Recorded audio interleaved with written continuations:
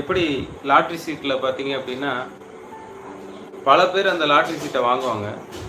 ஒரு 1,00,000 பேர் அதில் பணத்தை முதலீடு பண்ணுவாங்க. சின்ன சின்ன பணமாக முதலீடு பண்ணுவாங்க.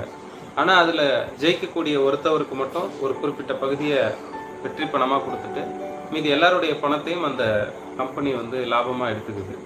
இப்படிப்பட்ட சம்பாத்தியம் பல மனிதர்கள் இழப்பில், பல மனிதர்களுடைய கண்ணீரில் நம்ம வாழணும்னு நினைக்கிறது மிக பெரும் மனித துரோகமாக நான் பார்க்குறேன். அந்த மாதிரி நிறைய விஷயம் இருக்குது.